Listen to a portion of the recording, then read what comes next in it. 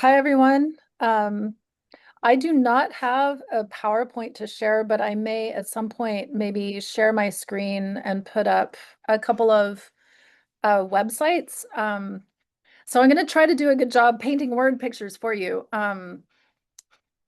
But PowerPoint slides didn't happen for me. Um, so my chapter title is Transhumanism and Critical Posthumanism. I'm going to structure this around, I just break down what the chapter attempts to do in four claims, um, and just take them one by one. But to kind of give you a sense of what the chapter itself is doing, it's not doing theology in any specific sense around any particular doctrine, but actually kind of attempting to think through what do we do as theologians when we engage with these two other discourses. And so, in that sense, it's much more an exploration of a kind of what's the right interdisciplinary engagement to be doing, and how do we do that with these two conversation partners. So that's sort of the big framing of the chapter. The first claim is, I hope, familiar to anyone who's read anything I've ever published ever, and not particularly controversial at this point. But the first claim of the chapter is that transhumanism and critical posthumanism are two very different things and should not be confused. Um, I'm going to assume of my audience here, and please correct me, maybe throw some comments in the chat if this is incorrect, or we can do this in the Q&A on the other side of me saying words at you. I'm going to assume some familiarity with what transhumanism is and also what critical posthumanism is, because I don't want to kind of get us all tangled up in the weeds of sort of history of or the details of what those differences are. Because if you're on board with all that already, I don't want to rehearse it at you. So if that would be helpful, please give me a signal that it would be, and we can come back around to that. But I'm going to assume that everybody knows at least somewhat what I mean when I say that these are two very different discourses. They have different origin points. They have different philosophical assumptions undergirding them, particularly around theological anthropology. And they have different motivating concerns and different goals that they're aiming at. And when I say different, I mean very different, perhaps mutually opposing, even would not be too strong to say. So, claim one, simply, these are two different discourses and must be engaged as two different discourses. This is a lesson that I think theology learned kind of on the front end of engaging these questions of the posthuman. The terminology, granted, is confusing. Both transhumanism and critical posthumanism use the same term, posthuman, and they mean completely different things by it. So our confusion as theologians on the front end of entering this conversation with these discourses is understandable and forgivable, but we do have to do the work of sorting it out if we are going to have useful theological conversations at all. So on the back of claim one, claim two, and this is really what organizes the rest of the chapter, that theology really does benefit from a kind of three-cornered engagement. That is to say, we ought to be talking about, engaging with both transhumanism and critical posthumanism, but without confusing them. Now, I'm going to pause and say, I think that's right. I think we ought to be doing this kind of complicated, three-cornered, interdisciplinary engagement with these two different discourses. But I also will just confess to you that I'm really tired of transhumanism, you guys. Um, I've spent about a decade trying to understand it, trying to engage with it. And my takeaway is that theology doesn't gain much from engaging with transhumanism. What we end up doing over and over and over in conversations with transhumanist ideas is finding all the reasons theologically to say no. And we've done this. We've been at it for a while. And so it's tempting for me, and it was tempting as I was going back to this question and writing the chapter to think, can I just advocate for not doing this anymore? Can we just skip it? Could we just like have other conversations instead?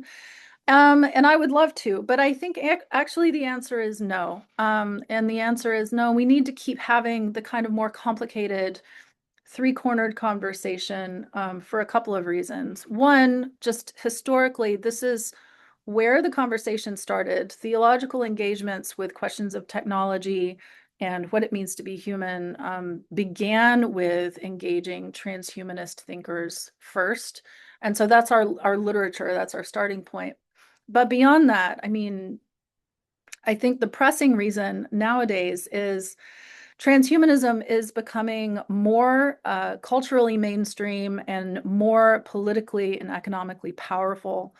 And these ideas, even as we are saying kind of emphatic theological nine, we don't want it, these ideas are still somehow finding a foothold in the places in our world where real decision making that affects real human lives is happening.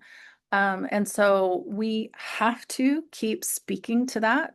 We have to keep speaking to that ever more loudly and emphatically, I think. So I think we have to have both interlocutors in the room with us and engage with both of them, again, without confusing which kind of posthuman we're talking about as we're talking about the posthuman. Critical posthumanism, in my view, is an ally in articulating what's wrong with transhumanist assumptions philosophically, sort of socially and ethically. And I think very often is helpful to theologians as a way of articulating why we want to say no to these things. But in the way that, in a way that allows us to also make clear in our theological rebuke of transhumanism that what we're not doing is simply saying no to technology sort of categorically. There are good theological reasons to say no to transhumanism, and there are, in my opinion, some bad theological reasons to say no to transhumanism. And what critical posthumanism helps us do is sort out theologically, right, the sort of good reasons to resist from the bad reasons to resist. Specifically, what critical posthumanism helps us do, and the way in which it helps us do that is actually that critical posthumanism is as critical of Christian theology as it is of transhumanism, and for some of the same reasons and some of the same historical mistakes. So having that critical voice looking back at us as we attempt to use the resources of the theological tradition to speak into this moment, having a kind of critical posthuman voice beside us to say, like, no, what we need to be paying attention to is, right, material embodiments, is questions of inclusion, is questions of access, is questions of justice, is questions of what do humans and non-humans and post-humans need right now? What is the nature of agency? What is the nature of even questions of transcendence and immanence? Critical posthumanism keeps those questions at the forefront for us theologically and helps us not sort of fall back on either the easy yes to transhumanism, which I'll get to in a second, or the kind of easy no that sometimes reinscribes a theological version of a logic of like hierarchical ontological value. We don't want to endorse that. That's part of the problem we want to say no to. So I think the critical posthumanism perspective helps us do a couple different things. Resist the kind of rebuttal charge from the other side that says, well, you just don't understand technology and you're just a Luddite and I don't have to listen to you. And it helps us keep our eye on the kind of social and ethical questions about being human that are the urgent ones theologically. So that's claim number 2. We need to be talking to both of these two different discourses at the same time, in part because critical posthumanism is criticizing us as much as it is criticizing transhumanism, and that is helpful to keep us kind of on the straight and narrow, right? So claim 3. Claim 3, Christian transhumanism is an endeavor that lacks critical theological self-reflection in ways that prevent it from a critical appraisal of transhumanist claims. This is where, I guess, again, I come to a moment of confession. In 2012, I was much more generous in my stance around these things. The Christian Transhumanist Association was kind of just getting started around this time. I was holding out a bit of hope that maybe some useful theological engagement with certain branches of transhumanism might prove to be fruitful, particularly what was originally called democratic transhumanism and then techno-progressivism. I'm just no longer that optimistic about this. And I think what's happened over the last decade is that attempts to articulate a real Christian transhumanist vision have articulated a transhumanist vision with a theological mandate. And that, I think, is very different. That simply says, yes, transhumanism is a good thing to do, and Jesus wants us to do it. That's not Christian transhumanism. Now, I have some trepidation about being this blunt about it. I'm a little softer in the actual chapter than I'm being right now, but I am worried that what's happening in articulations of Christian transhumanism are not the kind of theological, ethical articulations of a future vision that is truly inclusive, that is truly ecologically sensitive and environmentally responsible. I see in this movement currently a willingness to simply take the basic vision of transhumanism and run with it as a way of living out the Christian life without asking difficult questions about justice. So, what we have without, and I think what's happening is that Christian transhumanism really is Christianity dialoguing with transhumanism and not really bringing in the sort of critical posthuman perspective that would actually keep questions of justice and access and flourishing on the table and like in front of the face. And instead, there's simply this sort of rapt gaze on the futuristic horizon of the sort of glittering promises of longevity, et cetera, et cetera, et cetera. So I worry that we've just sort of baptized transhumanism and given it a sort of theological mandate so that that shuts down critical questioning rather than opening it up.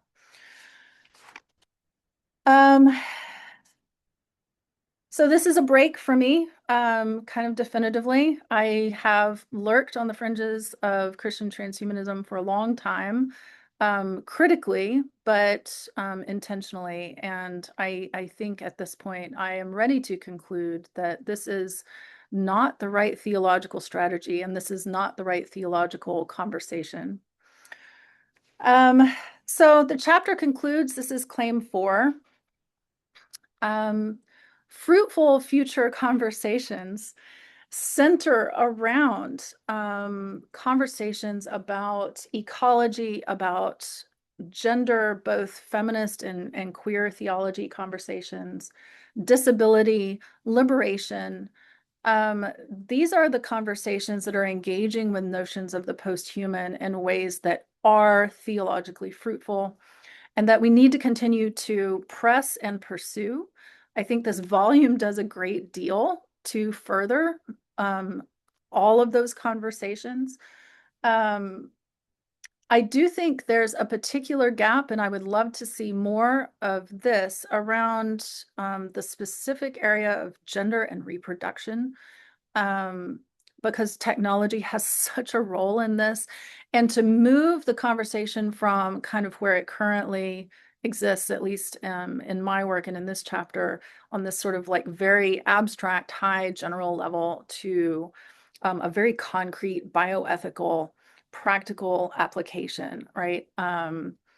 What do reproductive technologies tell us about how we're thinking of the body, how we're thinking of the category of the human? How do we use these things? How do we regulate these things? And again, this is a particularly socially ethically pressing question in my current context in Florida in the United States of America. So my conclusion is that we do need to keep having the complicated conversation where we are saying no to transhumanism, but being very clear about the theological grounding of that no, that we are not simply offering a kind of reactionary, we have to say no to this because we don't dare play God. We can't do things. We are not resorting to rubber stamping an idea of capital N nature, God-given limits, sort of caps on human agency.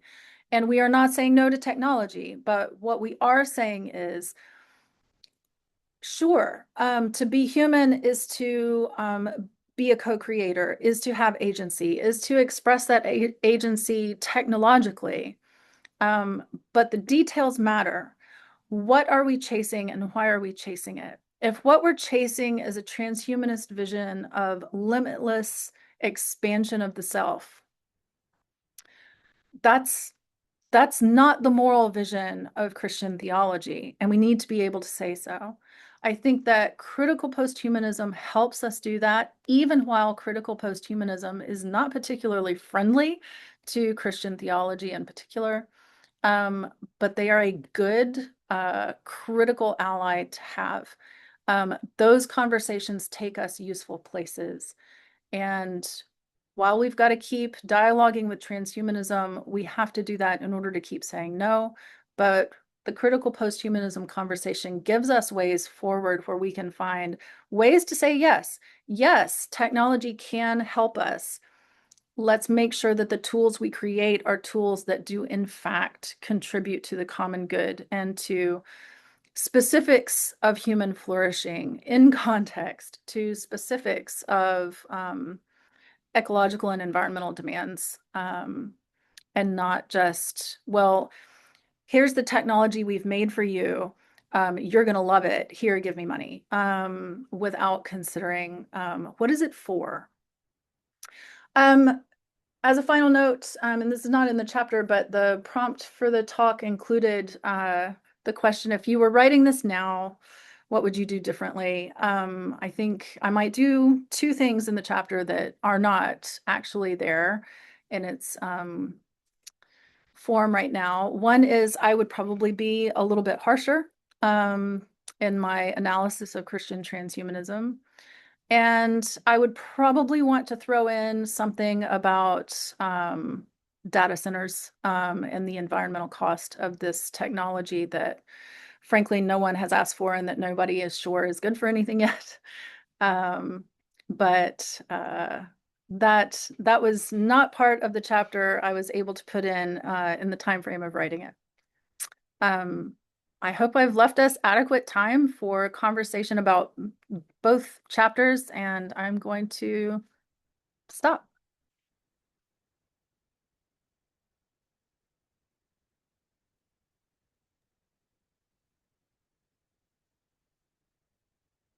Thank you so much for your honesty and for that presentation. That was wonderful. If yeah, again, if we could open up for any questions, either in the room or in the chat.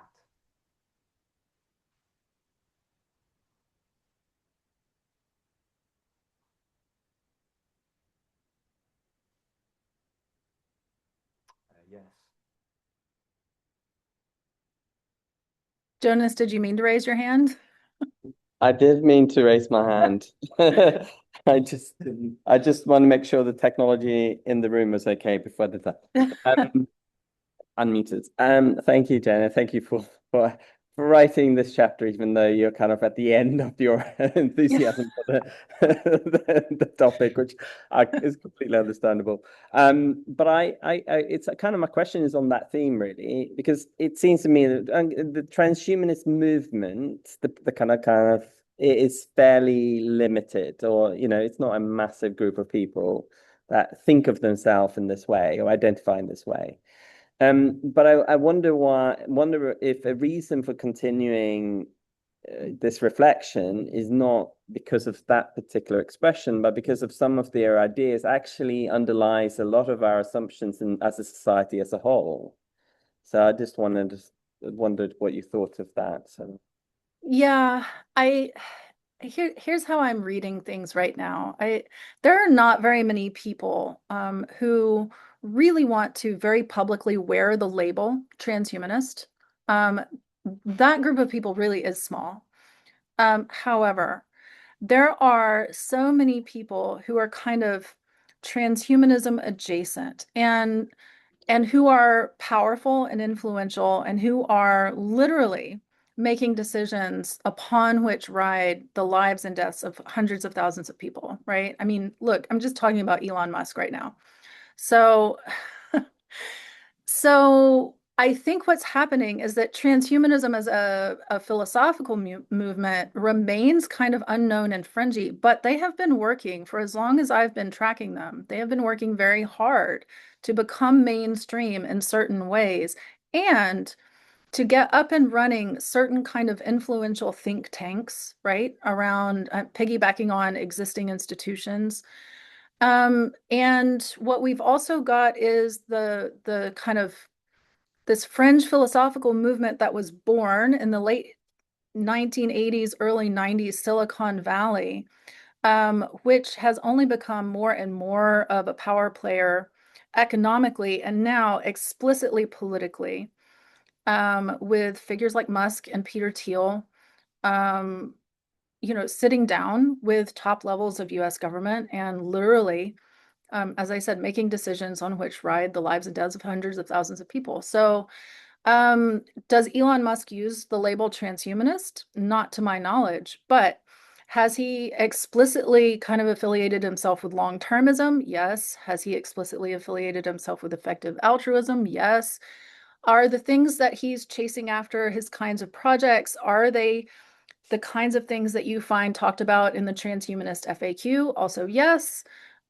So it's less about, the label and whether or not a person's affiliated with the organization itself, as to like what kinds of visions of the future are being pursued and at what cost, right?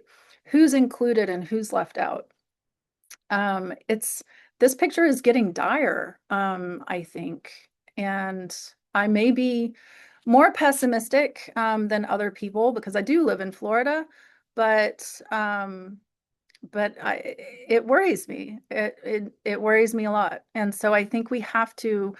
I would like to see the equivalent of a Barman declaration from somewhere, and perhaps we got that in the papal encyclical, right? But we need that, and we need as many people doing that theological form of resistance as we can get. Kate, I see you have a hand up. Okay. Hello. Thanks for your presentation. Okay, so I'm going to offer two things. You could choose whichever or talk about both. But you gave a reaction to my comment or question to Agana on Neti Okorafor. So if you have read your work and you have something to say about it, because it does relate to, I would say, a critical posthumanism, or maybe even like just a conception that nothing is really post. But so if you want to talk about that, great. And I also wanted to hear you say a little bit more, like when I think about whether critical posthumanism can have common conversation with Christianity. I mean, for me, it's a question of which Christian theologies we're talking about. It's not Christianity writ large. So I think about like, is it Haraway's like thinking about the next Christ as an enslaved Black woman, but also as a cyborg. And so, which might also lead us to asking some further questions about like, if we think about various forms of or models of artificial intelligences, where is this potential intersection going to happen, and how do those with the power and a transhumanist ideology versus a post-critical or a critical posthumanism end up again in like a we dominate versus actually a bunch of artificial intelligence models are the same as the humans who never get to count as human. So sure. So I think, I mean, Okorafor, but like Afrofuturism generally, like as a genre of literature, I think is just a wonderful, just sort of cache of resources imaginatively for theologians to be engaging with. And the idea that we don't have to reject technology in order to say no to the stuff that is morally bankrupt is important. And I think part of what we get out of reading that genre of speculative fiction is exactly that technology doesn't disappear just because we want to say no to Chat GPT. Like opposing Chat GPT doesn't make you a full-blown Luddite. It means here's a tool that just doesn't seem to be good for the things that I'm being told it's good for. It doesn't work. It doesn't help me. And I need to be able to say no to the thing that doesn't help me. And to not be able to say no to the thing that doesn't help me is actually a form of oppression.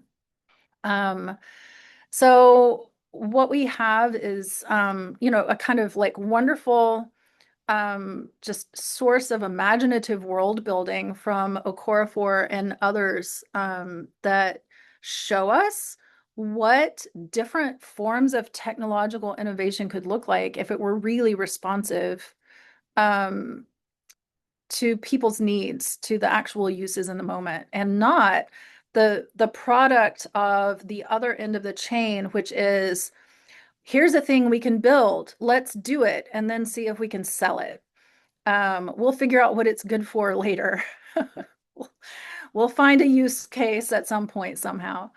And of course, naturally, I've forgotten the other end of your question. compatibility with Christianity in terms of Thank you. Yeah, absolutely. So the thing that, I kind of I mean, it's not that Christian transhumanism isn't doing theology, it's that I think they're doing theology badly. And I don't want to do theology in the way that they're going about it. I want to start in a different place. I want to value different things. The convergences that Christian transhumanists see between transhumanist claims and certain Christian doctrines certainly are there from a certain point of view. It's unarguable. But are these the right convergences? This is why I think critical posthumanism kind of points us in the right direction. And what it does is it sends us to disability theology and queer theology and feminist theology. It sends us to these articulations theologically from positions where people have historically been sort of marginalized and oppressed and left out, who are now being able to say, here are all the theological reasons why this should not be, and we don't have to keep doing this way. We don't have to like keep replicating our mistakes. We are reinscribing old mistakes kind of same song, new verse, technological key. And we don't have to. We can do better theology. And that's not, I think you can do better theology. This isn't about tradition specifically. It's not like, well, Roman Catholics are the tradition that have, the answer to this, but Protestants are a lost cause.